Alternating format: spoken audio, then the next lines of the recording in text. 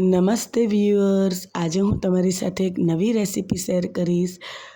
આજે મેં એક નવો છોડ રોપ્યો હતો, તો મેં વિચાર્યું કે તમને પણ જણાવું અને આનું અપડેટ હું તમને મારી આગળની રેસીપીમાં જરૂર આપીશ. ચલો તો આપણે રેસીપી શરૂ કરીએ. આ મેં મોટા 2 લીલા મરચાં લીધા છે સમારીને, આ રીતના 4 મોટા પાકા કેળા સમારીને લીધા છે, પાકા કેળા. હવે આપણે એક પેનમાં તેલ લઈ અને એમાં જીરું, હિંગ,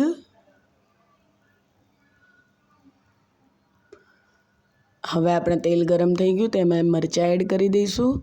એને 2 મિનિટ થોડા સાંતળી અને પછી એમાં પાકા કેળા એડ કરીશું. એકદમ ઝીણા નથી સમારવાના, થોડા મોટા જ રાખવાના છે. હવે એને બરાબર મિક્સ કરી અને એમાં મસાલા આપણે એડ કરી લઈશું. લાલ મરચું,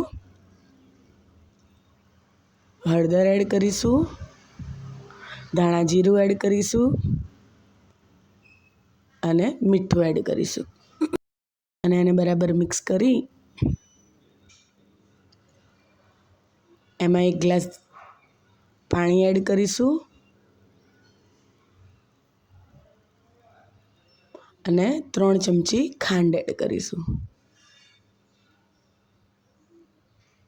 અને એને ઢાંકી અને 5 થી 7 મિનિટ થવા દઈશું. આ શાક એકદમ ચટપટું અને ટેસ્ટી લાગે છે. આ આપણું શાક તૈયાર થઈ ગયું છે.